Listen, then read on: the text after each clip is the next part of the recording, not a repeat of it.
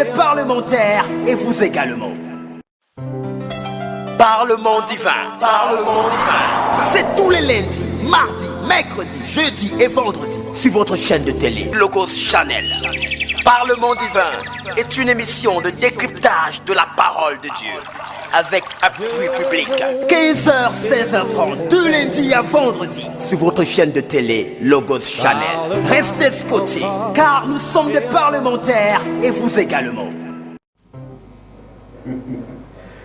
Bon après-midi, madame, monsieur, chers téléregardeurs. Tout le plaisir est pour nous de vous savoir nombreux devant votre petit écran et même à travers les réseaux sociaux, en train de regarder nos programmes, nos différents programmes, les programmes de Logos Channel. Encore une fois de plus cet après-midi, mesdames, messieurs, l'hémicycle de Logos s'est ouvert pour laisser place aux parlementaires de notre genre. C'est vrai, ils ne vont pas débattre sur le sujet de loi ou encore un autre aspect concernant la vie de la nation, mais ils vont débattre sur des sujets concernant d'un côté le Coran, de l'autre côté la Sainte Bible. Mesdames, messieurs, vous devez bien comprendre que ces deux courants de pensée, deux personnages assez atypiques pour nous aider à mieux comprendre qui de Mohammed, qui de Jésus, qui de Isaac, qui de Ismaël. Ils vont nous aider à comprendre, mesdames, messieurs, la véracité, suivant la véracité des Écritures qui sont consignées dans la Bible et dans le Saint-Coran,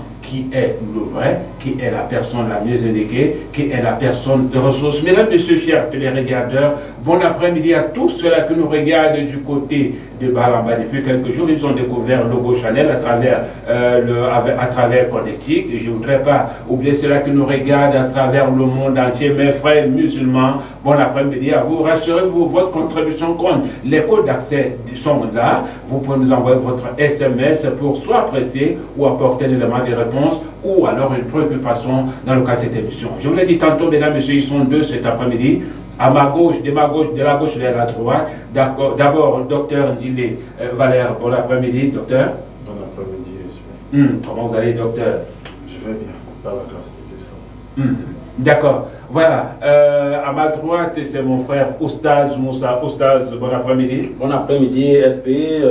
Bon après-midi au pasteur.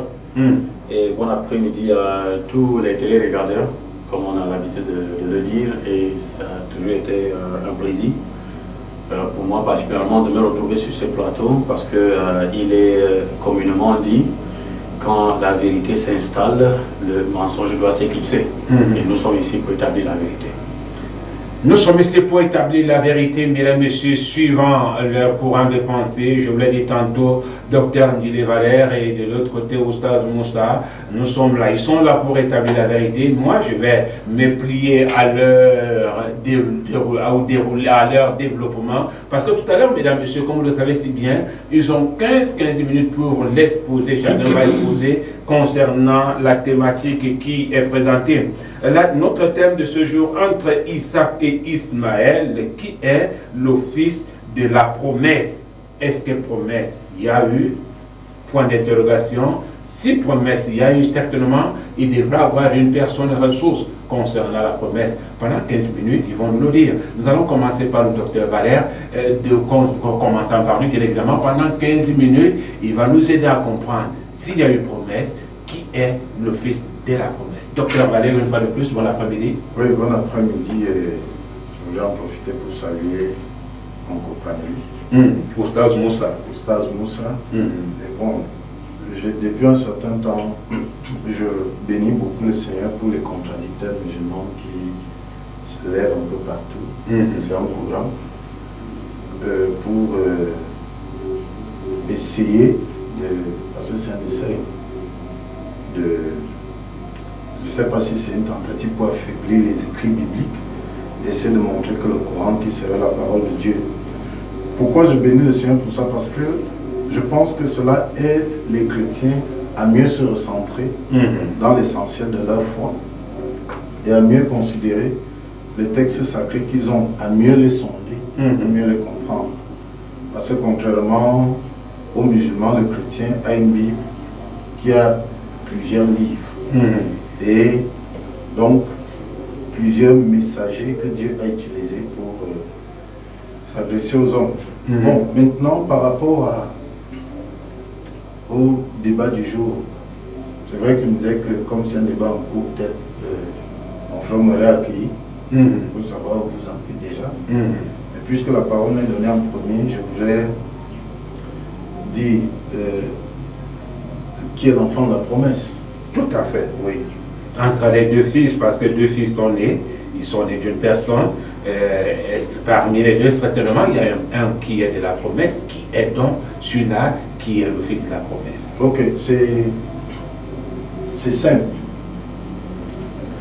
La Bible dit dans le livre de Genèse chapitre 15, Dieu a promis à Abraham un enfant. Parce que lorsqu'Abraham rentre de la bataille avec les rois de Sodome pour aller délivrer Lot,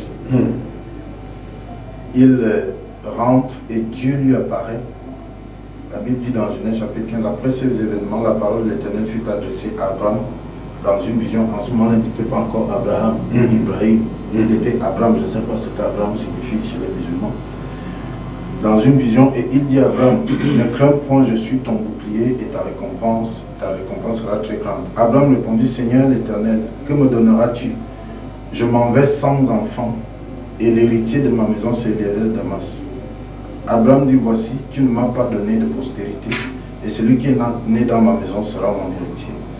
Verset 4. Alors la parole de l'Éternel lui fut adressée ainsi. Ce n'est pas lui qui sera ton héritier, mais celui qui sortira de tes entrailles sera ton héritier. Après l'avoir conduit dehors, il dit, regarde vers le ciel. Bon, je voudrais venir maintenant au verset, là je m'arrête là, je me suis arrêté au verset 4. Au chapitre 16, dès le premier verset, on dit, il est écrit, Sarai, la femme d'Abraham, ne lui avait point donné d'enfant. Elle avait une servante égyptienne nommée Agar. Et Sarai dit à Abraham, voici l'Éternel m'a rendu stérile, viens je te prie vers ma servante, peut-être aurais-je par elle des enfants. Abraham écouta la voix de Sarai. Alors Sarah, femme d'Abraham, prit Agar, l'égyptienne, sa servante, et la donna pour femme à Abraham, son mari, après qu'Abraham eut habité 10 années dans le pays de Canaan. Il alla vers Agar, et elle devint enceinte. Quand elle se vit enceinte, et ainsi de suite. Au verset 7, j'ai sauté un peu, je me suis arrêté là, au verset 4 aussi. L'ange de l'Éternel le trouva près d'une source d'eau dans le désert. Parce que quand Agar est tombée enceinte, il y a eu des problèmes.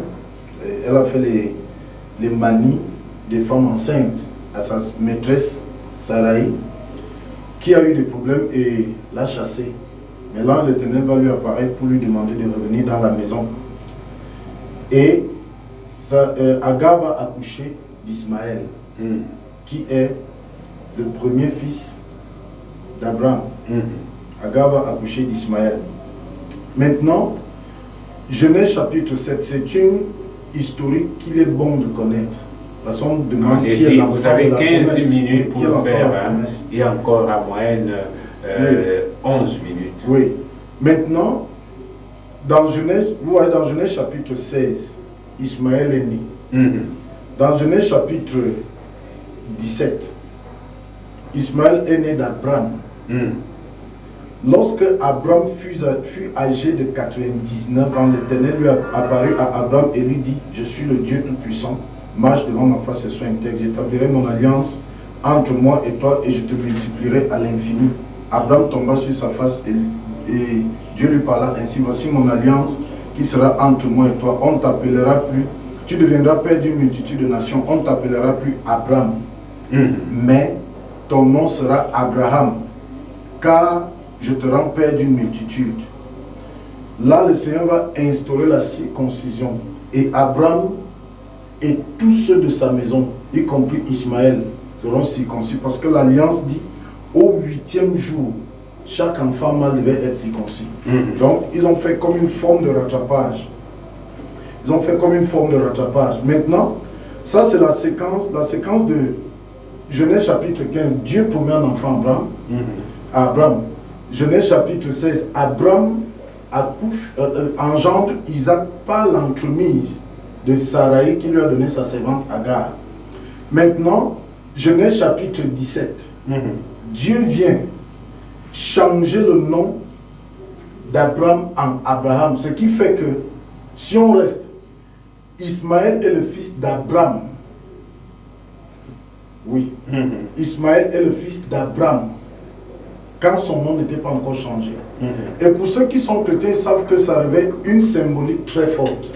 Parce que le changement du nom d'Abraham est une façon de l'introduire dans la grâce christique, dans la grâce de Dieu. Donc, maintenant, Genèse chapitre 18, lorsque Abraham maintenant va accueillir les anges de Dieu dans sa maison, et dans la suite, ils vont entrer et ils vont lui faire la promesse de dire, Dieu va te donner un fils. Et Abraham va prier qu'Ismaël vive devant le Seigneur. Et ils vont lui dire non. Dieu va te donner un fils de Sarah. Parce que au moment où on a changé le nom d'Abraham en Abraham, Dieu lui a demandé également de changer le nom de Sarai en Sarah. Donc, il va lui dire, l'enfant qui va naître de toi, dont je parle, ce n'est pas celui que tu as eu par l'entremise de ta femme, c'est celui que tu auras par cette femme. Par cette femme-là. Donc, maintenant, il aura l'enfant par sa femme qui est Sarah. Et Sarah, la Bible dit au chapitre 21, l'Éternel se souvient de ce qu'il avait dit à Sarah. L'Éternel a compris pour Sarah ce qu'il avait promis. Sarah devint enceinte et elle enfanta un fils à Abraham dans sa vieillesse, au temps fixé dont Dieu lui avait parlé. Abraham donnant le nom d'Isaac au fils qui lui était né, que Sarah avait enfanté. Abraham circoncit Isaac âgé de 8 jours, comme Dieu le lui avait ordonné. Abraham était âgé de 100 ans à la naissance d'Isaac son fils. Et Sarah dit, Dieu m'a fait sujet de rire, quiconque l'apprendra rira de moi. Elle ajouta, qui aurait dit à Abraham, Sarah allaitera des enfants. Cependant, je lui ai enfanté un fils dans sa vieillesse. Maintenant, ce fils donc qui est promis par Dieu, selon que la Bible dit, c'est Isaac. C'est Isaac qui est l'enfant que Dieu a promis à Abraham. Donc l'enfant de la promesse, selon les saintes écritures bibliques, c'est Isaac. Et je voudrais soulever quelque chose. Lorsque vous m'avez parlé de ce thème, je me suis intéressé un peu à ce que le Coran dit, parce que la clé, souvent, c'est quel est l'enfant que Dieu a demandé de sacrifier. J'étais étonné de me rendre compte que même le Coran n'a jamais dit que c'était Ismaël. Le Coran dit que Dieu a parlé à Abraham, c'est-à-dire que Abraham a parlé à son fils. J'ai eu un songe où j'étais en train de t'immoler. Le Coran parle de fils. Il n'a pas parlé d'Isaac. Bon, je ne sais pas, peut-être comme le frère Oustaz est là, peut-être qu'il dira comment ça se fait que c'est Ismaël. Moi-même, je suis là peut-être pour apprendre aussi ça. Mais, dans la Bible, le nom est donné clairement. Genèse chapitre 22. Dieu va mettre Abraham à l'épreuve et va lui dire, voici ce qui est écrit. Après ces choses, Dieu mit Abraham à l'épreuve et lui dit, Abraham, et répondit, me voici. Dieu dit, prends ton fils, ton unique, celui que tu aimes, Isaac, va-t'en au pays de Morija, et là, offre-le en holocauste sur l'une des montagnes que je te dirai. Donc, l'enfant promis, c'est Isaac. L'enfant demandé à être sacrifié par Dieu à Abraham, c'est Isaac. Et Isaac est né de Sarah, qui était la femme légitime d'Abraham. Abraham, de toute sa vie, a épousé officiellement une femme. Quand Sarah vivait. Sarah lui a donné sa servante. On aura ce même cas dans les Saintes Écritures, dans le livre de Genèse toujours, où les deux sœurs qui seront les épouses de Jacob, lorsqu'elles voudront gagner les faveurs de leur mari, vont donner leur servante. Les enfants que la servante accouche sont les enfants de l'homme, c'est vrai. Ce sont les enfants de l'homme. Donc, Abraham va se marier à une autre femme lorsque Sarah sera morte, celle qu'on appelle Ketura. Parce qu'en ce moment, Ismaël et Agar ne seront plus là. Dieu lui-même aura pris Ismaël pour l'envoyer au loin, en attachant une promesse à son départ. Et je reviendrai peut-être dessus au cours de nos échanges. Je reviendrai peut-être sur cette promesse faite à Ismaël en rapport avec le temps actuel. Donc, l'enfant, je ne sais pas s'il faut que j'aille au bout de 15 minutes, mais je voudrais dire, puisqu'on va débattre. Non, ça va, vous pouvez dès que vous l'enfant de la promesse, c'est Isaac, sorti de la bouche de Dieu dans les Saintes Écritures. Merci beaucoup. D'accord. Merci, docteur Valère. Il est question d'avoir la véracité suivant votre courant des pensées, bien sûr, concernant l'office de la promesse, parce qu'il y a un qui certainement est de la promesse entre Isaac et Ismaël. Alors, Oustaz Moussa, nous vous laissons le soin de nous aider à comprendre parmi ces deux qui est l'office de la promesse. Ok. A'ouz billahi minash shaitanir rajim. Bismillahir rahmanir rahim. Wa salatu wa salamu ala rasulillah wa ala alihi wa ashabihi ajma'in. Amma ba'd. Assalamu alaikum à tous les frères et sœurs musulmans qui sont connectés et qui nous regardent en ce moment. Et shalom à tous les frères et sœurs chrétiennes qui également sont connectés en ce moment, donc pour nous regarder. Ok, la parole m'a été donnée donc pour parler de l'enfant de promesse entre Ishmaël et Isaac. Voilà, donc je dois d'abord rappeler ici, déjà à tous les spectateurs et aussi aux pasteurs, que l'enfant de la promesse a une grande importance plutôt chez les chrétiens. Chez les musulmans, ça n'a aucune importance, puisque Allah a déjà dit, entre tous les prophètes qu'il a envoyés, il ne met aucune différence entre eux. Mais qu'à cela n'était, il a favorisé certaines par des prodiges et des miracles. Donc l'enfant de la promesse, que ce soit Ishmaël, que ce soit Isaac, ça n'a pas d'importance chez les musulmans, parce que l'ordre chronologique des prophètes, c'est-à-dire est tellement clair devant l'Éternel, devant Allah, que le musulman n'a pas besoin de discuter, c'est-à-dire que l'enfant de promesse, c'est Isaac ou bien c'est Ishmaël. Ça, c'est un. Même si ça avait été le cas, je vais vous révéler quelque chose aujourd'hui, mon cher pasteur. Parce que là, quand le musulman se place, il parle des choses qu'on a peut-être écrites, dans la Bible. Et que vraiment, ce sont des transformations flagrantes. Donc, d'aucuns disent que les musulmans ont pourtant, vous l'avez déjà dit ici, ont pour tendance à dire qu'on a frélaté la Bible et tout ça. Mais ce que nous disons qu'on a frélaté la Bible, ce n'est pas nous qui le disons, c'est dans le Coran. Il est dit dans le Coran que la Bible a été frélatée, que les Écritures, parce qu'on ne parle même pas de la Bible, ça a été frélaté, parce qu'il y a la Torah aussi qu'il a fait. J'ai fait une démonstration c'est la dernière fois avec le pasteur pour lui faire savoir que ça a été frélaté. Donc, pour dire quoi? Donc c'est-à-dire que la guerre, laissez-moi parler comme ça en ce terme aussi. Allez-y. La guerre de leadership en ce qui concerne l'enfant de promesse entre Ishmaël et Isaac, ce n'est pas important chez le musulman. Vous n'allez jamais voir les musulmans dire que non, l'enfant de promesse c'est Ishmaël, bien que l'enfant de la promesse soit Ishmaël. Mais pour nous, ce n'est pas important. Pourquoi est-ce que l'enfant de la promesse c'est Ishmaël?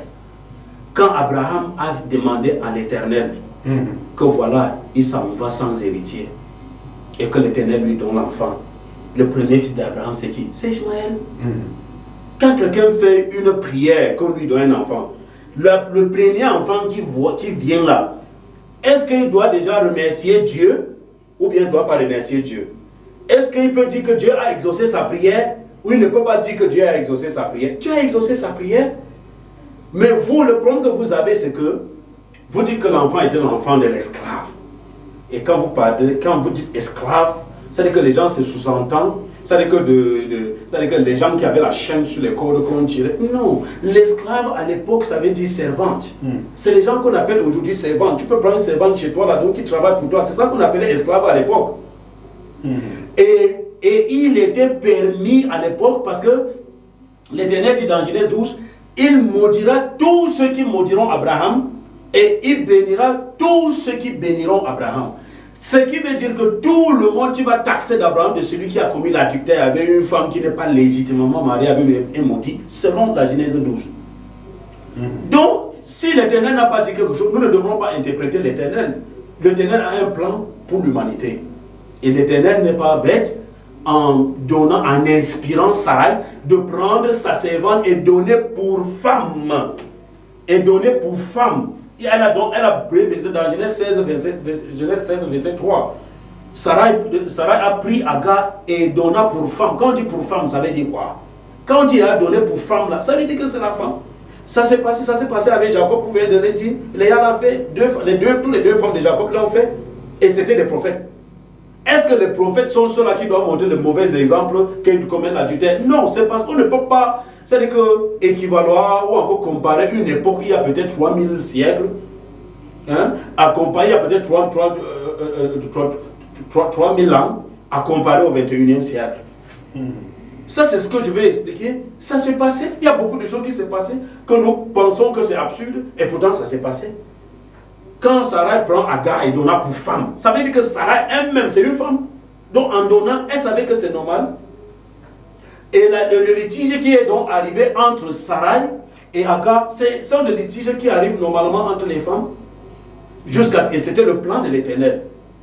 Dites-moi, donnez-moi le passage où l'Éternel a lui-même chassé Ishmaël. Ça n'existe pas. L'Éternel a plutôt consolé Abraham en lui disant que cela ne t'en déplaise. Il faut le laisser partir, que cela ne t'en déplaise. Parce que le fils de ta servante, je le rendrai. C'est-à-dire qu'il va devenir une grande nation. Je lui ferai devenir une grande nation. Donc c'est un plan. Donc il y a une promesse faite. Et si on parle vraiment de la promesse a été faite à plus d'une personne. Par l'Éternel. L'Éternel a fait la promesse à Abraham de lui donner le fils. Parce qu'Abraham demandait qu'il n'avait plus d'héritier.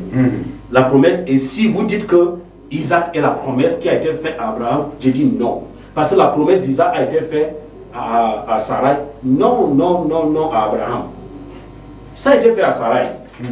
Si on prend Genèse 21, verset 1, on lit, vous voyez, l'Éternel va dire, l'Éternel se souvient de la promesse que lui, il avait fait à Sarai. À avoir un enfant. C'est-à-dire que la promesse là, c'est à Sarai, c'est pas à Abraham. Vous allez, on va lire ici, là vous allez voir. Donc pour dire que même si c'est la promesse là, et regardez même encore ce que la Bible dit, c'est que moi j'appelle ça, c'est ce que j'appelais vraiment des choses flagrantes. Quand on dit, quand Dieu a tant aimé le monde, qu'il a envoyé son Fils unique, afin que quiconque croit en lui ait la vie éternelle et qu'il ne périsse point. Est-ce qu'on a marqué le nom de quelqu'un sur ça? Mais je sais qu'on parle de Jésus, vous savez qu'on parle de Jésus. Le pasteur sait qu'on parle de Jésus. Est-ce qu'on a écrit Jésus sur ça? Non. Jésus n'est pas écrit. Mais pourquoi quand ça arrive à Isaac là-haut, on dit prends ton fils, écoute bien, prends ton fils unique, c'est lui que tu aimes. C'est quel français ça? Tout ça là c'est pour coller. C'est-à-dire que la promesse à Isaac, écoutez bien, prends ton fils unique. C'est lui que tu aimes. Tu as un fils unique, on dit celui que tu aimes. C'est celui parmi qui? C'est parce que quand il y a un mensonge là, même un aveugle, même celui qui n'a pas l'oreille là, il va comprendre. Quand quelque chose est mensongère là, comment on peut dire ça? Tout ça c'est pour dire que Ismaël n'est même pas, il n'est même pas à côté. Or, quand on dit l'enfant de la promesse, Ismaël est venu, il a fait 13 ans. 13 ans avant son frère, avant Isaac. 13 ans.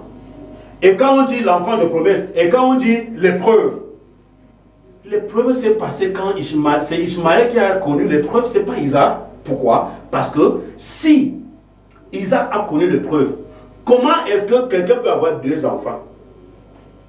Et on dit que l'Éternel t'a éprouvé. Mais s'il a éprouvé, si on l'a éprouvé pour aller immoler Isaac, mais il y avait Ismaël, comment ça peut être une épreuve?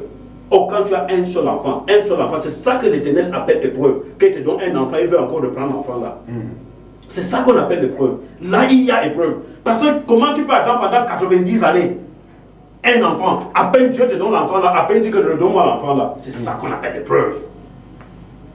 Et après les 13 années que Ishmaël a mis avec son papa, l'Éternel se souvient, Genèse 21, de la promesse que lui, l'Éternel, avait fait à Sarai pour Isaac. Et voilà que l'Éternel va lui dire, Genèse 17, verset 19, à l'égard d'Isaac, je le rendrai fécond, je le multiplierai à l'infini, il engendrera des princes, il va devenir des nations, et tout ça, tout ce qu'il a dit dans Genèse 19, verset 20, à l'égard de Isaac. Où est-ce que l'Éternel a fait la promesse à Abraham par rapport à Isaac? J'aimerais que le pasteur prenne la parole et va me dire. C'est à Sarai. Or, la promesse a été faite à Abraham. À Abraham. Parce que Abraham, dans Genèse 15, que vous-même vous avez lu la partie du verset 1, c'est Abraham qui fait la prière à Dieu. Il dit que me voici, je suis vieux, je suis en train de partir. Sans enfant, sans héritier, sans rien. Et l'Éternel lui fait donc cette promesse. Et après la promesse, maintenant, le premier fils est venu, c'est le fils de la promesse. Pasteur. Un fils de la promesse, c'est le premier fils. Et le premier fils d'Abraham, c'est qui? C'est Ishmaël. Bon, j'écoute parce que c'est... Il n'y a pas de problème. Moi, vous avez tout le temps, vous allez avoir tout le temps. Oui. Le premier fils, c'est Ishmaël. C'est le fils de promesse.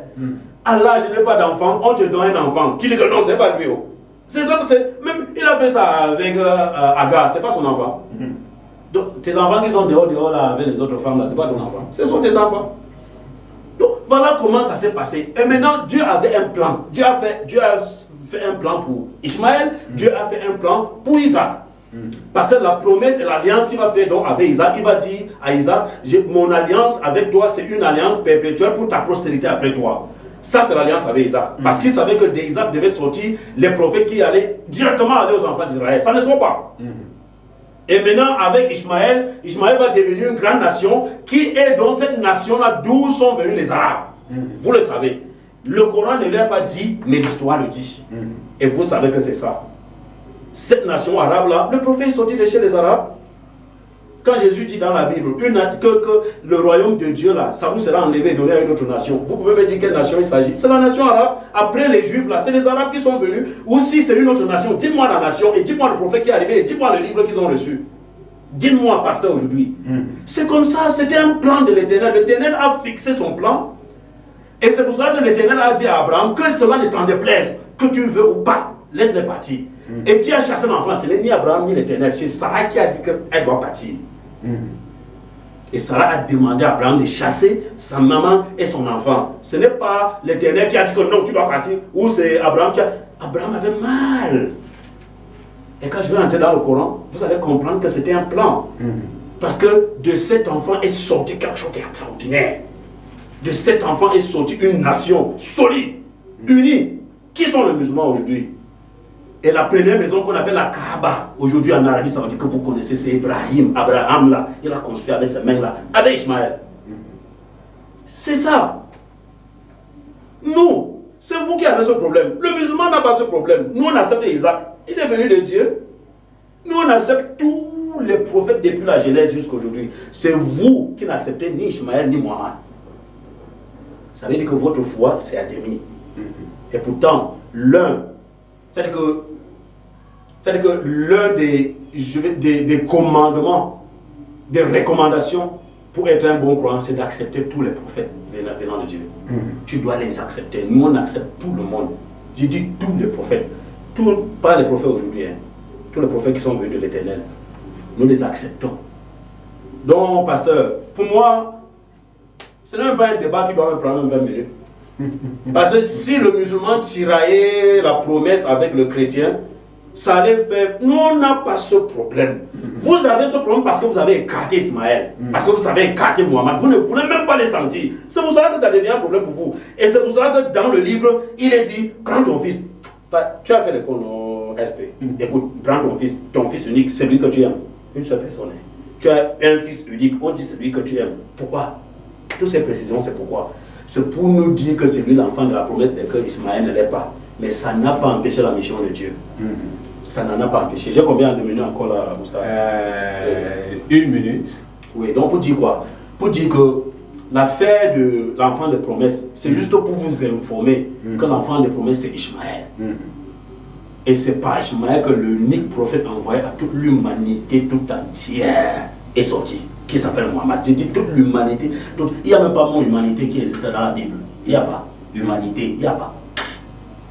Et Jésus l'a dit, Matthieu 15, verset 24, je n'ai été envoyé qu'au brebis perdu dans la maison d'Israël. Et ça confirme maintenant l'alliance entre Dieu et Isaac, son alliance pour sa postérité après lui. Tous les prophètes qui sont sortis, Jacob, tout ce monde-là, Moïse, c'est aux enfants d'Israël, ça ne sort pas. Aucun n'a prêché ailleurs. Donc voilà ce que moi je vais terminer. D'accord. Merci Oustaz Moussa, merci pour cet exposé. Hein. C'est vrai que ça fait un peu transpirer quand on dit certaines vérités. Ah oui. Sortant du Saint-Coran. Alors, docteur, vous avez écouté l'exposé d'Oustaz Moussa concernant le fils de la promesse. Et bien en réalité, c'est clair, le fils de la promesse est le premier fils que Dieu a donné à Abraham. Voilà, et lui c'est Ismaël, hein, c'est le fils de la promesse. Et en posant quelques questions, comment pouvez-vous penser que Dieu te promet quelque chose et ça ne soit pas, il vous le donne et vous pensez qu'il faut d'abord davantage attendre? Avant de répondre, je suis très honoré d'être ici parce que c'est le résultat d'une prière que je fais depuis. Et je voudrais dire à mon ami Oustaz, je bénis Dieu pour sa vie parce que tout au moins, eux, bien que dans l'erreur, amènent les chrétiens à devoir. Donc Dieu les utilise pour ouvrir une porte pour que les chrétiens comprennent un peu plus en profondeur les Saintes Écritures. Et ça doit nous permettre d'aller un peu plus loin. Je voudrais dire ceci. Nos amis musulmans disent que la Bible a été frelatée. Et donc, le débat des musulmans, c'est de dire la Bible n'est plus à considérer, n'est pas à considérer. Ce qu'il faut considérer, c'est le Coran. Donc, c'est une initiative pour essayer d'islamiser le monde. Et c'est normal, c'est ce qu'ils croient. Mais c'est un argument farfelu qu'il faut bien comprendre. Farfelu pourquoi? Parce que, voyez-vous, Dieu n'est pas un homme. Dieu n'est pas un homme. Lorsque vous lisez dans la Bible, dans 2 Pierre chapitre 1, le verset 21, verset 20 à 21, il dit, ce n'est pas par la volonté de l'homme qu'une prophétie ait jamais été donnée. Mais c'est poussé par l'esprit que des hommes ont parlé de la part de Dieu. Vous voyez un peu. Quand vous lisez ça en anglais, il dit it is carried along by the Spirit. J'aime ça, ça dit porté tout au long du processus par l'esprit. Pourquoi j'ai dit Dieu n'est pas un homme? La parole de Dieu vient de Dieu et est transmise aux hommes par inspiration. Et ces hommes la transcrivent sur des textes. Maintenant, puisque c'est l'initiative de Dieu, et c'est un message qu'il adresse aux hommes, Dieu donc envoie son esprit pour transmettre le message aux hommes. Et maintenant, dans Jean chapitre 16, le Seigneur Jésus a dit, l'esprit vous conduira dans toute la vérité. Puisque dans Jean chapitre 17, il va dire, sanctifie-le par ta vérité, ta parole est la vérité. La vérité, c'est donc la parole de Dieu reçue, des hommes choisis par Dieu, à qui il a communiqué son esprit pour parler. Maintenant, il faut savoir, j'entends mon ami Oustaz, mon copanéliste dire que, comme une forme de nécessité d'adaptation par rapport au temps présent. Non, dans la Bible, je ne sais pas ce que le Coran dit, mais je crois que le Coran dit la même chose. Dit qu'en Dieu, il n'y a pas d'onde de variation. La vérité peut encore se dévoiler au fil des siècles, mais elle ne va pas être changée. C'est pour cela que je donnais ces arguments pour dire que la Bible dit quelque part, dans Romains chapitre 8, le verset 9, celui qui n'a pas l'esprit de Christ ne lui appartient pas. Dans 2 Corinthiens, la Bible dit que ceux qui se perdent sont ceux que le Dieu de ces siècles a voilé l'intelligence. Dans ce même 2 Corinthiens chapitre 3, la Bible dit le voile tombe des yeux lorsque les cœurs se convertissent à Christ. Vous voyez un peu. Cela signifie quoi? Il ne suffit pas Et moi, c'est la douleur que j'ai dans le cœur pour mes amis musulmans. C'est qu'ils pensent que pour avoir lu les écrits, ils peuvent les comprendre. Tu n'es pas, c'est-à-dire tu n'as pas l'esprit de Christ, justement parce qu'ils rejettent Christ. Tu n'as pas l'esprit de Christ, tu ne peux pas comprendre le message de Dieu. Et c'est normal, parce que là, ils vont en bouche. Je reviens dans ce qu'il a dit, puisqu'on a encore du temps pour débattre. Il a dit l'enfant a été promis à Sarah. Oui. Ok. Genèse chapitre 17, verset 15. Dieu dit à Abraham, tu ne donneras plus à Sarai, ta femme, le nom de Sarai, mais son nom sera Sarah. Je la bénirai et je te donnerai d'elle. Je te. La promesse est faite à qui? À te. Te c'est mis pour qui? L'interlocuteur direct de Dieu en ce moment. Abraham. Je te donnerai d'elle.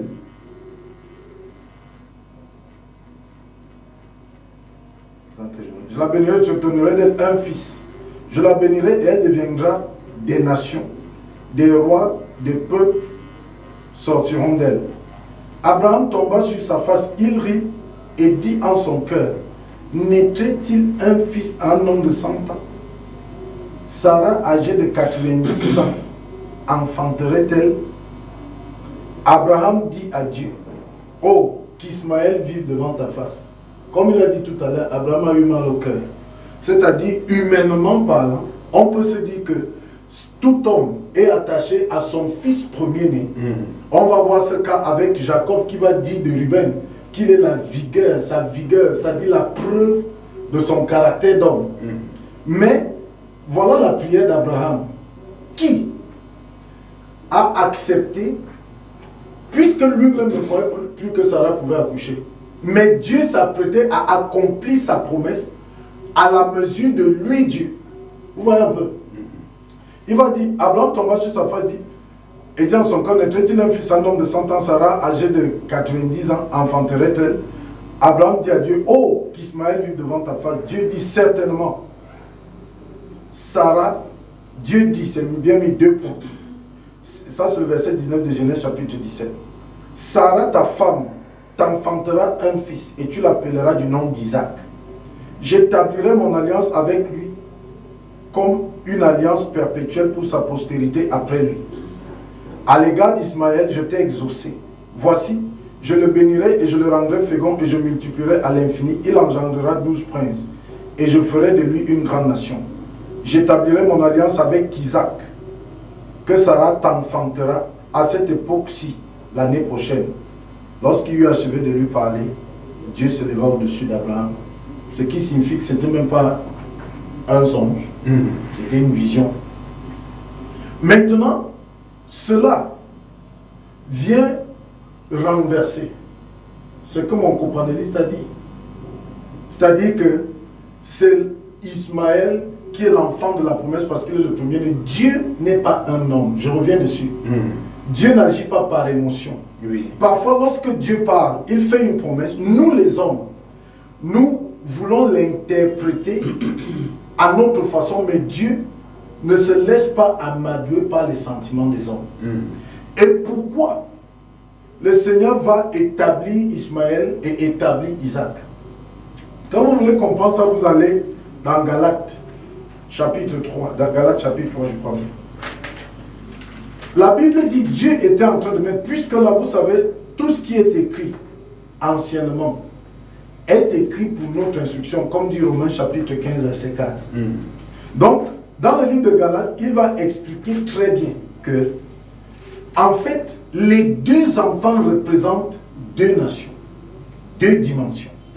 L'un représente la chair, celui qui est né d'Agar la servante. Et l'autre représente l'esprit. Est-ce que c'est dans la Bible quelque part? Parce qu'il est question qu'on ait quand même certaines véracités sortant des Saintes Écritures. Cela permettra, je ne suis pas en train d'inventer. Voilà, cela permettra aux uns aux autres d'avoir une clairvoyance, avec une bonne compréhension. Je rappelle également aux téléregardeurs que les codes d'accès, ils peuvent envoyer le SMS pour soit poser une question ou appuyer ce que l'un ou l'autre panéliste est en train de développer. Allez-y. Vous avez encore 2 minutes pour nous aider à comprendre. Ok. Attendez que je me retrouve. Oui, je voudrais également vous rappeler, vous êtes bel et bien sur Parlement Divin, votre plateforme d'édification, mesdames, messieurs, de courant de pensée cet après-midi entre Oustaz Moussa du côté de la religion musulmane Oui. et du côté du docteur Ndile, lui, c'est un serviteur de Dieu. Voilà, Oui, j'espère je que suis vous êtes chrétien. arrivé. Je suis chrétien. Voilà, chrétien, allez, ok, nous disons ça comme ça.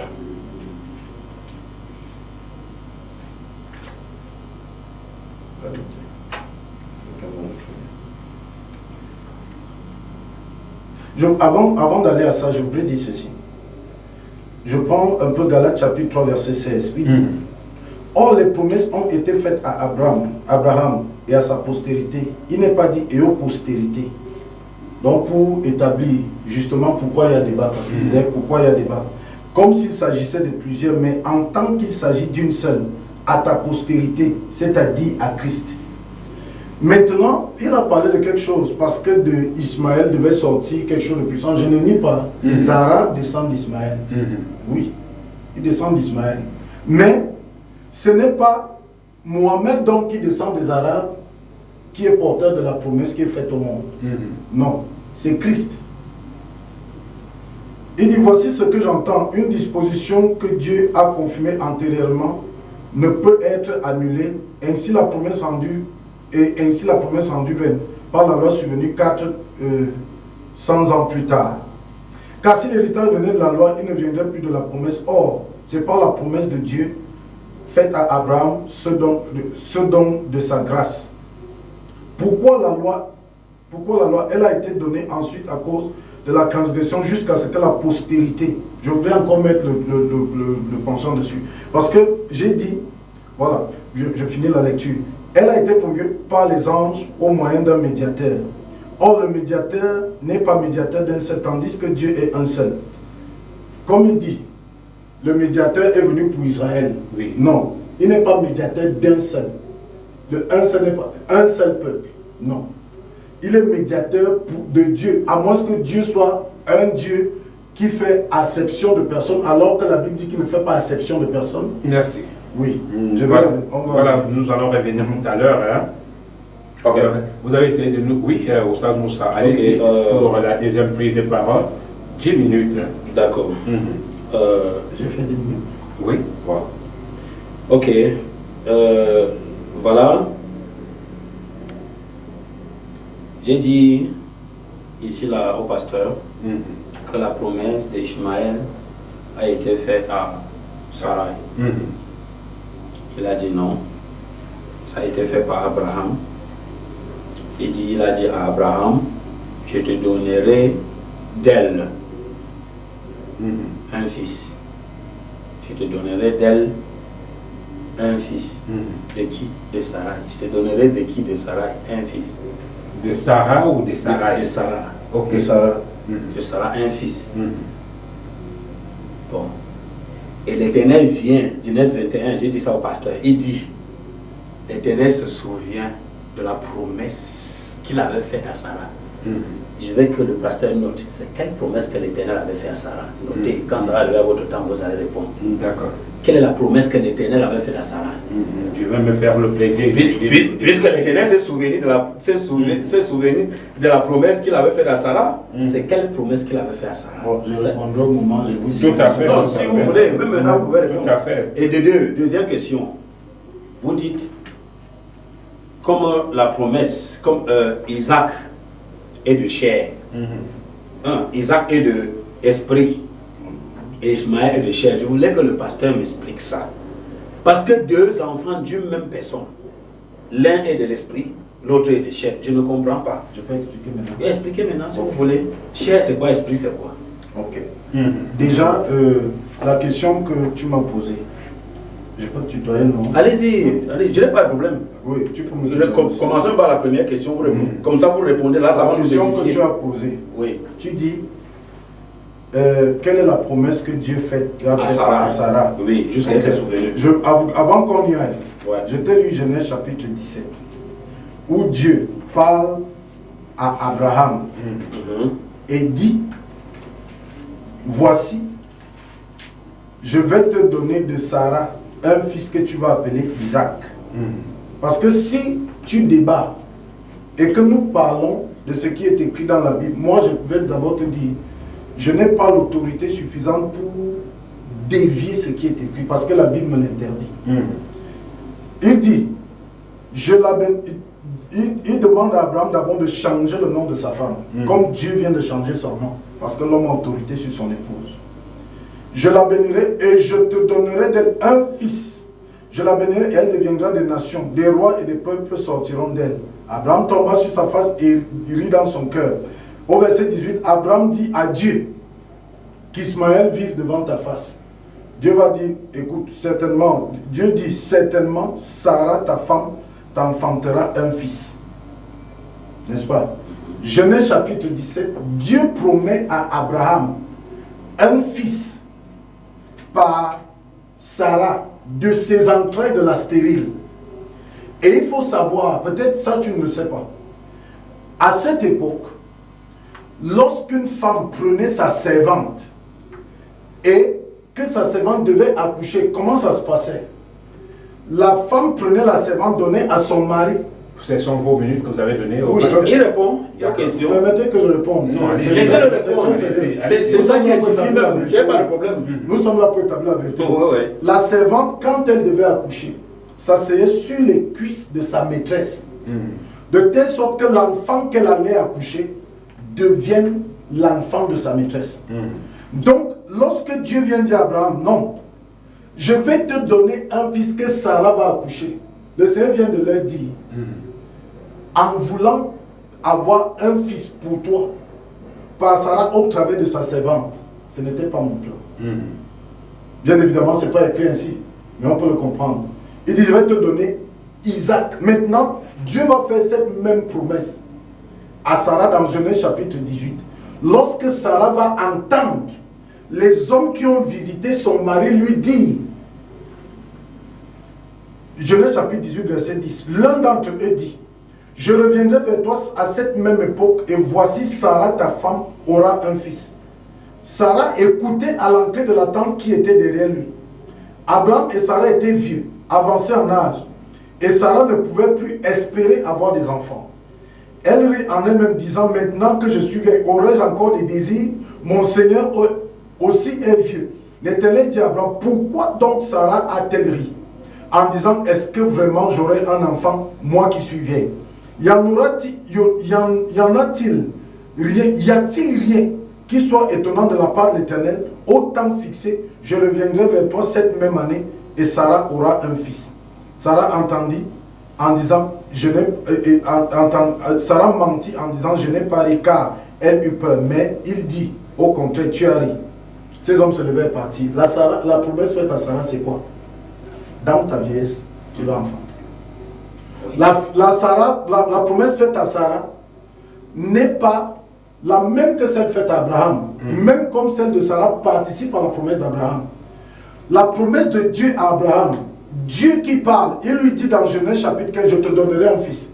Sarah, qui certainement est au courant parce qu'on va comprendre qu'Abraham partageait ces choses, dit à Abraham, je suis déjà vieille, je ne peux plus accoucher. C'est elle qui prend l'initiative de donner sa servante à son mari. Je peux parler un peu? Oui, vas-y. Genèse 21. Genèse 21. Oui. Allez à Genèse 21, vous allez voir. Mais je dis, c'est là-bas que je Et vais. l'Éternel intervint en faveur de Sarah comme il l'avait dit. Et l'Éternel fit pour Sarah comme il en avait parlé. Oui, ça, ce qu'il a parlé, c'est que Sarah sera enceinte dans sa vieillesse. Attendez. Voilà. Pour donner l'enfant à Attendez. Comme il avait parlé. Voilà. Verset 2. Il dit, alors Sarah conçut et mit au monde un fils pour Abraham.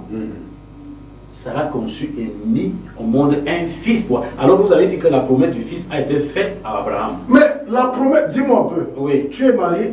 Je suis marié, monsieur. Ok. Dieu te promet un enfant. Oui. Tu vas l'accoucher? Oui. Mais tu vas porter la grossesse? Non. Moi, l'homme? Oui. Non, est-ce que je porte la grossesse? Tu sais, moi je t'aime bien. Tu as dit tout à l'heure. Tu as dit tout à l'heure. Oui. Que le vrai problème du musulman n'est même pas de savoir qui est l'enfant de la promesse. Et c'est la vérité. Maintenant, je te dis donc, je n'essaie pas de t'entourlouper. Ouais. Je dis sur la base de qui, parce que si tu vas dans le Coran, le Coran n'a pas dit qui était l'enfant de la promesse. Sauf si je me réserve de ne pas connaître le Coran. Non, si on parle de l'enfant de la promesse ici, là, ça veut dire que c'est l'enfant de l'épreuve, en quelque sorte. Le Coran même n'a pas parlé de qui est l'enfant de l'épreuve. Et tu as essayé. C'est vous qui l'avez dit. Je sais que c'est toi qui m'as donné la permission de parler. Oui, c'est vous. Tu as essayé. Ce n'est pas moi qui dis. Parce que dans la Bible, tu as essayé d'aller trop loin en disant que ceux qui ont écrit, et je préviens que les écrits-ci sont faits au moins 1 millénaire et demi avant l'arrivée de Mohammed, qui va recevoir le Coran. Alors il dit que ceux qui ont écrit, non, mais en tout cas, ceux qui ont écrit ont voulu mettre Ismaël de côté. C'est pas qu'ils ont voulu, c'est ce qu'ils ont fait. Mais pourquoi? Pourquoi? Puisque si vous voulez mettre quelqu'un de côté, vous n'allez pas dire que Dieu l'a béni en promettant qu'il allait devenir une grande nation. Et je voudrais vous dire, ceux qui vont venir montrer par la suite, pour qu'on voit clairement que Isaac est la promesse en Christ, et ils ne sont même pas allés du côté. Excusez-moi, pasteur, j'étais en train de dire ceci. Je vais dire un truc pour dire que quand on parle de l'enfant de la promesse, ça veut dire que c'est l'enfant qui devrait être immolé en principe. Vous dites que le Coran n'a pas précisé. Non, le Coran a précisé. Que c'était Ismaël. Oui, bien sûr. À quel coup? À la Sourate 37, verset 102. Si vous ouvrez ça, voici ça ici. Sourate 37, verset 102. Lisons dans le Coran directement. Là, ça fait même foi. Oui, allez-y, permettez qu'il... Non, on lit. Voilà, ça, je suis à la Sourate 37. Oui. Ok. Je me réservais le droit de ne pas connaître. Non, vous n'avez pas tort. Verset 102. Voilà.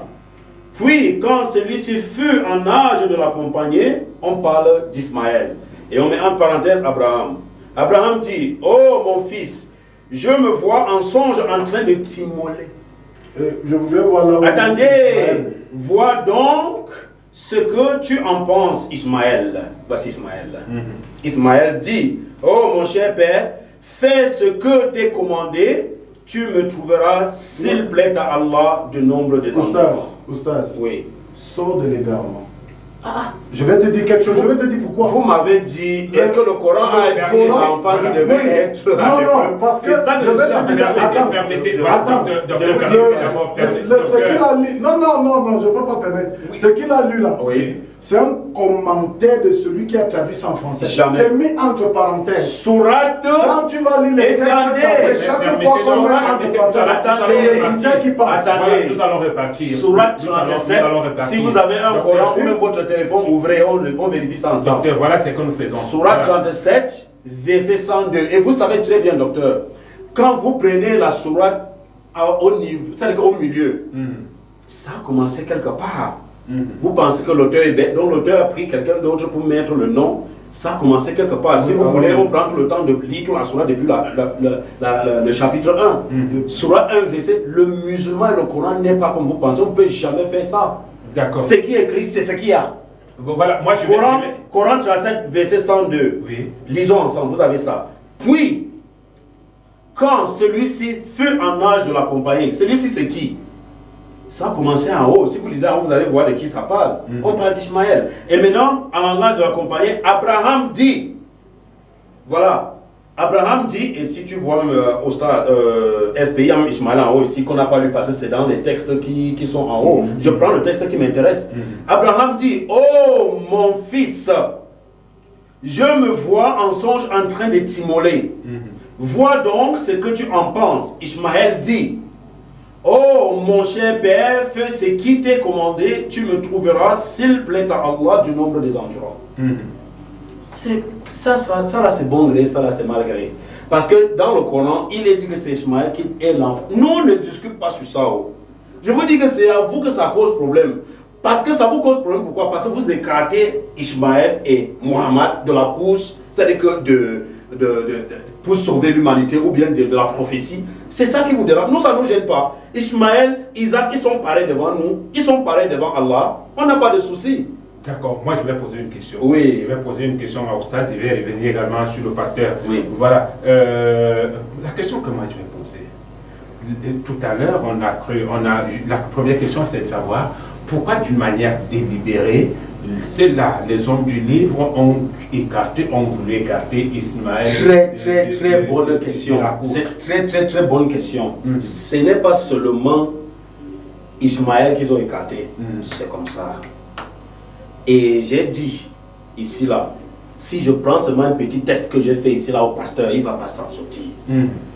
Je lui prends seulement Deutéronome 34, verset 5 à 6. Tu lis Deutéronome 34, verset 5 à 6. Oui. Vous me dites qui a écrit ça? Pour l'enfant de la promesse. Non. Pour voir que la Bible est frélatée, pour vous démontrer, vous pasteurs, que c'est avant. Et lui il m'a posé la question. Non, attendez. Lui il m'a posé la question. Pourquoi ils l'ont fait? C'est tout à fait normal. Est-ce que c'est une manière délibérée? Quel est le bénéfice? Mais puisque lui, je vous ai dit ici là que dans Genèse 17, verset 19, Isaac, la promesse, l'alliance faite avec Isaac, c'est pour sa postérité après lui. Maintenant, la postérité veut dire quoi?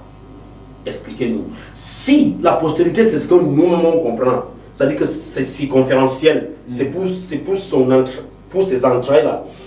Tous les prophètes, quand vous allez remonter jusqu'à Isaac, tous les prophètes sortis des entrailles d'Isaac ont été envoyés aux enfants d'Israël. Mais quand ça arrive sur Jésus, vous dites qu'il est pour toute l'humanité. C'est parce que eux, ils ne veulent pas accepter un autre prophète que le dernier prophète pour eux qui est Jésus. Donc ils ont fait ça pour écarter Mohammed. Je vous dis la vérité, ça c'est trop. Pour écarter Mohammed, Ismaël. Sinon, expliquez-moi comment on peut dire, prends ton fils unique. Hein? Est-ce qu'Abraham avait un fils unique? Abraham avait 2 enfants. Pourquoi on dit son fils? Donc Ismaël n'est pas son fils, alors que c'est son enfant. On dit prends ton fils unique. Ça a quel sens? Et après on dit encore celui que tu aimes. Aïe! Tu aimes alors, tu as un fils, on dit celui que tu aimes, donc tu as 2 quoi. Ça n'a pas de sens. D'accord, merci. Je reviens à vous tout à l'heure, le temps pour moi de me retourner vers le docteur. La question que je vais vous poser est de savoir, est-ce que quelque part dans la promesse faite à Abraham et Sarah, son épouse, il y a des prêts de connaissances suivant les personnes, en fait, les personnes qui devaient sortir du fils, soi-disant, de la promesse, dont on fait allusion tout à l'heure, Isaac, je veux le dire. Bon, il faut savoir que la Bible, lorsque la Bible annonce, la Bible parle du Messie qui devait venir dès les premiers livres de Genèse, dès les premiers chapitres de Genèse. Maintenant, la promesse est faite par exemple dans Genèse chapitre 3, que la prospérité de la femme écrasera la tête du serpent qui lui blessera le talon. Oui. Okay. Maintenant, les gens qui venaient avant Christ étaient soit des typologies de Christ, comme des typologies, c'est-à-dire qu'il vient pour jouer un rôle, mais c'est Christ qui est à l'œuvre. Voilà un peu. Des messagers, puisque c'est Christ qui est la parole. Il n'y a pas besoin. Il n'y a pas besoin, parce que nous voulons humaniser Dieu. En disant, bon, en essayant d'en faire le Dieu d'un seul peuple. Non, c'est le Dieu du monde entier. Et Dieu, dans les Saintes Écritures, a commencé pour montrer le plan du salut. La Bible dit dans Actes que Dieu a laissé que les hommes le cherchassent en tâtonnant, s'étant réservé le jour où il allait se révéler à tout le monde. Et la révélation de Dieu au monde est en Christ. Maintenant, je vais revenir, si vous me permettez. Oui. C'est un texte que je vous Allez-y, vous avez 3 minutes. Oui. Galates chapitre 4, verset, à partir du verset 21, verset 22. Car il est écrit qu'Abraham eut 2 fils, de la femme esclave, un de la femme esclave et un de la femme libre. Mais celui qui est de l'esclave naquit selon la chair. La chair, c'est quoi? C'est la volonté propre de l'homme. Oui, c'est-à-dire l'homme accomplissant les choses par lui-même. Celui qui est né de l'esclave naquit selon la chair, et celui de la femme libre naquit en vertu de la promesse. C'est-à-dire ce que Dieu avait promis l'a accompli en Sarah. Ces choses sont allégoriques c'est-à-dire en ce moment, Dieu a donc été en train d'enseigner aussi. Car ces femmes sont deux alliances. Et on l'a vu, Dieu a fait deux alliances. L'une du mont Sinaï, enfant de la servitude, c'est Agar. Car Agar, c'est le mont Sinaï en Arabie. Nous sommes à Genève, nous sommes à Galate. Et elle correspond à la Jérusalem actuelle, qui est une Jérusalem charnelle, sous la loi, qui est dans la servitude avec ses enfants. Mais la Jérusalem d'en haut est libre, c'est notre mère. Car il est écrit, réjouis-toi stérile, toi qui n'enfantes point, éclate et pousse des cris, toi qui n'as pas éprouvé les douleurs d'enfantement, car les enfants de la délaissée seront plus nombreux que les enfants de celles qui étaient mariées. Pour vous, frères, comme Isaac, vous êtes enfants de la promesse. Et de même qu'alors, celui qui était né selon la chair persécutait celui qui était né selon l'esprit, ainsi en est-il encore maintenant. Maintenant, si, au risque que peut-être certains me rejettent, vous pouvez le vivre. Vous ne verrez jamais une initiative chrétienne d'essayer de discréditer l'islam et autres. Qu'est-ce que nous les chrétiens nous faisons? Nous prêchons le salut des hommes qui est en Christ. Mais jusqu'à aujourd'hui encore, l'enfant né de l'esclave, c'est-à-dire qui était l'alliance selon la chair, continue de persécuter l'enfant qui est né de l'esprit en essayant de montrer que c'est lui le véritable enfant parce qu'il estime être celui qui est né le premier. Mais la Bible dit que celui qui est né le premier est né selon la chair. Et la Bible va continuer au-delà de ce texte. S'il te plaît, espèce, si tu veux... Non, moi je vous écoute. C'est-à-dire la Bible va continuer en disant que on a cette même image encore dans le livre de 1 Samuel. Lorsque Elkana va avoir deux femmes. L'une qui est Anne, qui n'accouche pas, et l'autre Pénina, qui va accoucher beaucoup. Mais Anne aura un fils d'abord, Samuel, qui va devenir le prophète, le premier prophète en Israël à instaurer, oui, le tout premier prophète en Israël à exercer librement. Voilà un peu. Maintenant, ces deux femmes-là aussi sont deux alliances. Parce que quand tu lis Galates chapitre 5, le chrétien doit le savoir, parce que nous ne sommes pas ici peut-être pour que j'essaie de le convaincre.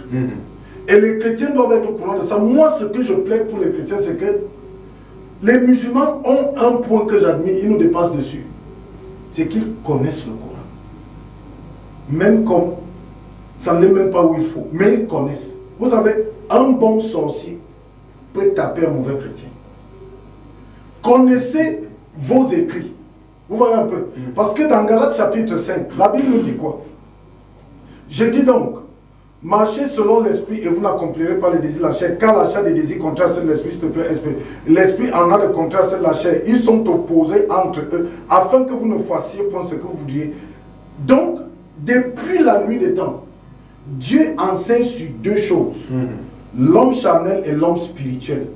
L'homme charnel aujourd'hui, ce n'est pas forcément le musulman. Ils ne sont là que pour être le reflet de la chair, des désirs charnels qui font la guerre à l'âme concernant les choses de l'esprit.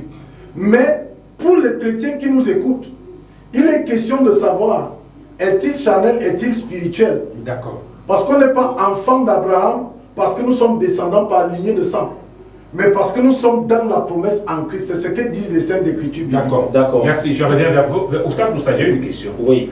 Tout à l'heure, vous aviez parlé du sacrifice, que c'est Ismaël qui devait être sacrifié.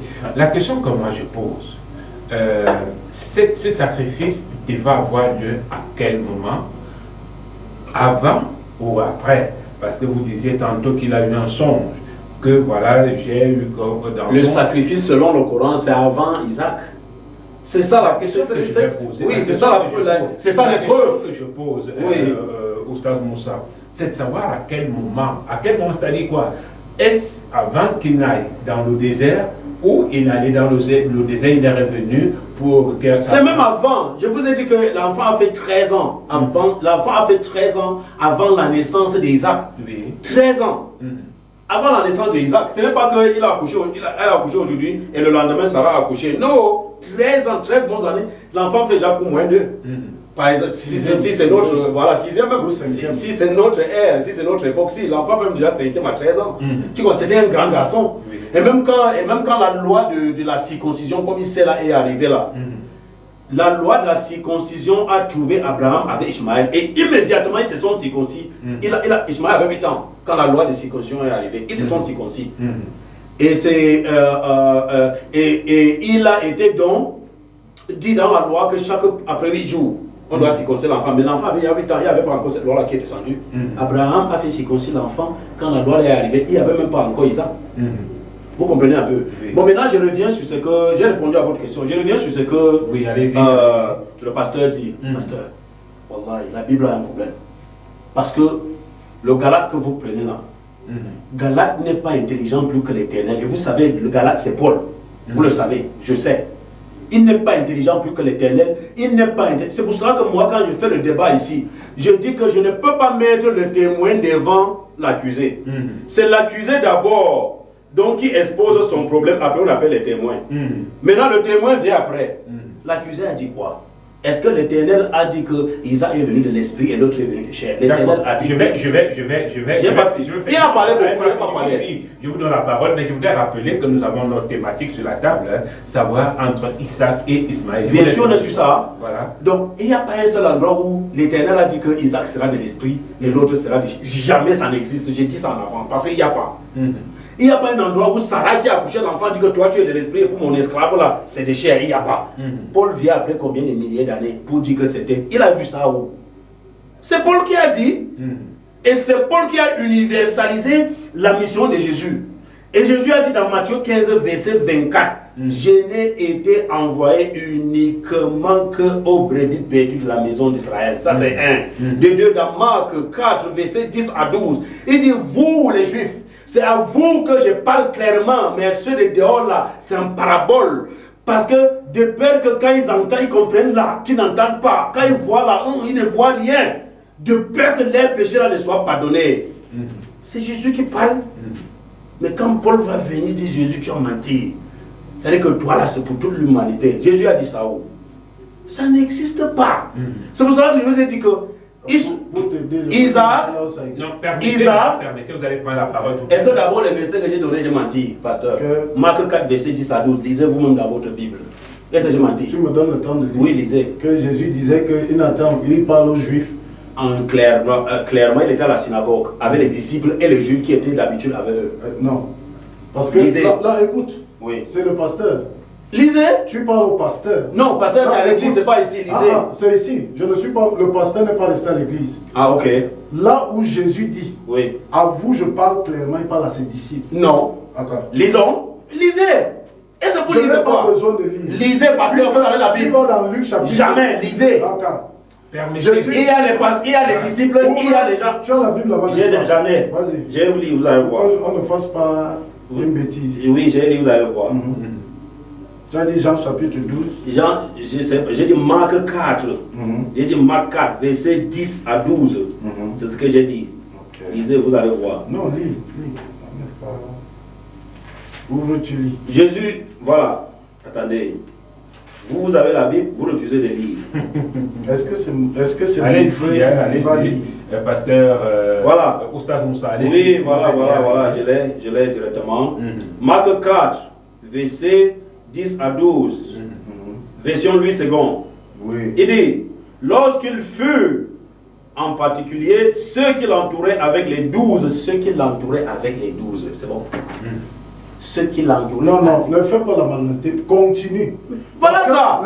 Marc reprend ceux qui l'entouraient. Attendez, lorsqu'il fut en particulier, ceux qui l'entouraient avec les 12 l'interrogèrent sur les paraboles. Il leur dit, c'est à vous qu'a été donné le mystère du royaume de Dieu, mais pour ceux qui sont dehors, tout se passe en parabole, afin qu'en voyant, qu'ils ne voient et n'aperçoivent point, qu'en entendant, ils entendent et ne comprennent point, de peur qu'ils ne se convertissent et que leur péché ne leur soit pardonné. Pourquoi il a dit ça?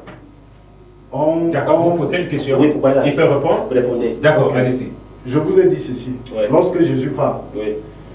il parle à ses disciples. Jésus n'avait pas que 12 disciples. Il a établi 12 comme apôtres. Mais Jésus avait été généralement entouré de 70 personnes. C'est ce que les Saintes Écritures disent.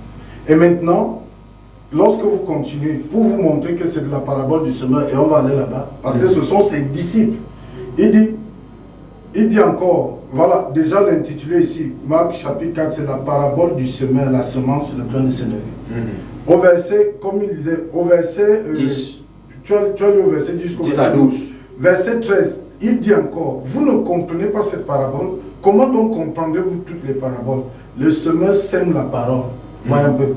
Et si vous prenez ce même texte, vous allez dans Luc chapitre 8, vous trouverez que lorsqu'il s'est retiré de la foule, et la foule ce n'était pas les Arabes, c'était des Juifs qui étaient en train de vénérer la loi de Moïse. Lorsqu'il sort de cette foule, ses disciples le questionnent en aparté. Et il dit, à vous mes disciples, pourquoi? Parce que, c'est-à-dire, le disciple c'est celui qui a décidé de donner la vie pour son maître. Oui. Vous voyez un peu? À vous. Et la Bible dit dans 2 Corinthiens chapitre 3 verset 16, il dit, le voile tombe lorsqu'on se convertit à Christ. Si les péchés de quelqu'un ne sont pas pardonnés, déjà les péchés ne peuvent pas être pardonnés en dehors de Christ. Vous voyez un peu. Donc, comme il dit que, moi je m'insurge là pour dire, pourquoi on ne biaise pas le débat? Il disait ça aux Juifs, c'est faux. Surtout que jusqu'à présent, nous avons encore notre thématique sur la table, hein, Oustaz Moussa. Et c'est aussi faux, Matthieu 15, 24. Nous n'allons pas aller, Matthieu 15, 24. nous n'allons pas aller au-delà de notre thématique. Non, c'est la thématique. Pourquoi? Parce que j'ai dit la promesse était. Écoutez-moi, Oui. on est dans le thème. Hein. Allez-y. J'ai dit la promesse, l'alliance qui a été faite avec Isaac était une alliance pour sa postérité après lui. Oui. Une alliance C'est-à-dire pour sa qu'il va jusqu'à Ça dit Jésus. qu'il va jusqu'à Jésus. Il sait, le pasteur sait. Ah, ok. Ça s'arrête à Jésus. Quoi? Mais l'alliance faite à Isaac, Jésus. Ça s'arrête à Jésus. Je vais dire Jésus. C'est écrit où que ça s'arrête à Jésus. Attendez. Le pasteur ne sait Je suis pas. en- Il ne faut pas mettre le pasteur. Attendez, j'explique ce que je veux Voilà. dire. Le pasteur ne sait pas Je ça, veux- c'est écrit. je veux dire ceci. Permettez, nous n'avons plus que Jésus est le dernier Pasteur, prophète envoyé aux enfants d'Israël de la lignée d'Isaac. Est-ce que c'est faux? C'est écrit où? Est-ce qu'il y en a un autre prophète Non, envoyé non, aux vous enfants avez dit le d'Israël? pasteur c'est parce que, regardez, Bon. la Bible dit ceci. Attendez, La Bible Jésus. dit ceci. Ouais, Un, oui, Jésus vient comme le Messie. oui. Jésus rassemble en lui non seulement l'apostolat, la prophétie et le rôle de Messie, c'est-à-dire de sauveur. Oui. Vous, chez les musulmans, vous voulez que j'en parle comme un simple prophète? Non, je ne me rabaisserai pas à ça. Et c'est pour ça que vous dites ceci. La Bible, lorsqu'elle parle de Jésus comme la fin d'une ère, la Bible parle de lui comme la fin de l'ère mosaïque, pas de l'ère isaïque, si on peut dire ça comme ça. Il parle de lui comme la fin de l'ère mosaïque, c'est-à-dire que la loi de Moïse trouve son accomplissement en Christ. Et de là, ce qui était réservé à Israël va être travaillé en Israël pour être envoyé au monde. Celui qui dit que Jésus n'est venu que pour les Juifs, je ne veux pas dire qu'il fait de la fausseté, mais il souffre de l'incompréhension. Et même de ce que lui-même essaie de dire, parce que j'ai cette peine. Plusieurs de nos frères musulmans, lorsqu'ils veulent parler, voilà, on appelle ça chez les musulmans la taqiya. C'est-à-dire d'emprunter dans le mensonge, dans la fausseté, pour établir un fait islamique. Et c'est très dangereux, cette affaire de taqiya. Parce que il biaise tout. Jésus a dit à ses disciples. Y a-t-il un endroit ou bien un passage de la Bible où Jésus a dit qu'il est venu pour toute l'humanité? Y a-t-il ça? Ok, Ou encore, on y va. Mais allez-y. Ok. Ou encore, où l'Éternel là a dit qu'il envoie pour toute l'humanité. Je permets que nous sommes là pour établir la vérité. Rapidement, si vous pouvez trouver, nous Oui, il n'y a pas de problème. Allez-y. Première des choses, Marc chapitre 16. Puis, verset 15, puis il a dit, allez par tout le monde et prêchez la bonne nouvelle à toute la création. Si vous allez dans Matthieu chapitre 28, avant de finir, puisque nous sommes là, et le Seigneur doit être glorifié. Celui qui croira, écoute Oustaz. allez-y. Si Oustaz croit, il sera sauvé. Mais si Oustaz ne croit pas, il sera condamné. Ok. Maintenant, au Matthieu Rapidement. chapitre 28. Je me permettez que je fouille la Bible, je ne vais pas fouiller comme je suis. Ce n'est pas le téléphone, ce sont des feuilles. Elles peuvent parfois s'ouvrir en deux. Oui. Matthieu chapitre 28. Mhm. Le Seigneur va dire, Qui parle là? mais c'est Jésus. D'accord. C'est Jésus qui parle. Mhm. En attendant que vous cherchez, j'ai quelque chose à dire là, pasteur. En attendant que vous cherchez. Allez, faites de toutes les nations des disciples. Il finit une fois après. Allez, faites de toutes les nations des disciples. Les baptisant au nom du Père, du Fils et du Saint-Esprit. Enseignez-leur à observer tout ce que je vous ai prescrit. Voici, je suis avec vous tous les jours jusqu'à la fin du monde. D'accord, merci. D'accord, Je pasteur. Oui. Je mets tous les chrétiens qui me regardent là. Tous, jusqu'à tous les pasteurs. Non, tu te donnes Jusqu'à trop de tout- poids. jusqu'à Mets-moi tout- le fil. jusqu'à tous les Aucun pasteurs, de- jusqu'à tous les pasteurs du monde entier. Mhm. Allez même dans Google, allez n'importe où. Vous demandez pourquoi le verset de Marc 16, certaines Bibles s'arrêtent à 8. La Bible d'Orbe, la Bible Louis II 21, en particulier, il y a d'autres Bibles où le verset s'arrête à 8. Verset 9 à 20 n'existe pas. Et la Bible elle-même, ces Bibles elles-mêmes se sont expliquées pourquoi. Ce n'est jamais, je le dis à la télé Mondiovision, ce n'est jamais sorti de la bouche de Jésus, aller partout dans la création et faire des disciples. Jamais. D'accord. Il y a des Bibles qui se sont arrêtées au verset 8. Prenez Google même devant toi là, tu vas voir. Tu tapes pourquoi, d'autres Bibles s'arrêtent à 8, on va te dire pourquoi. D'accord. Pasteur, il n'a D'accord. pas dit ça. Je pense que nous allons Il y a une repartir. puissance qu'on Je l'ai appelle la dit. puissance de l'égarement. Docteur, vous permettez, Gustave, vous permettez, nous allons repartir avec la thématique. Mesdames, Messieurs, le temps qui nous est imparti est arrivé à son terme. Merci, docteur, d'être venu. Merci, Gustave, C'est la fini. d'être venu. On a 16h41. Mesdames, Messieurs, Parlement divin, l'hémicycle du Logos va se refermer tout à l'heure pour laisser place à autre chose. Nous disons merci à tous Et que ceux les chrétiens qui ont regardé, qui ont même réagi. Parlement divin, stop fin. Restez scotchés, Logo Channel, le programme se poursuit. Allez. Il est là. Parlement divin, Parlement divin. C'est tous les lundis, mardis, mercredis, jeudis et vendredis sur votre chaîne de télé Logos Channel. Parlement divin est une émission de décryptage de la parole de Dieu avec appui public. 15h, 16h30, de lundi à vendredi sur votre chaîne de télé Logos Channel. Restez scotchés car nous sommes des parlementaires et vous également.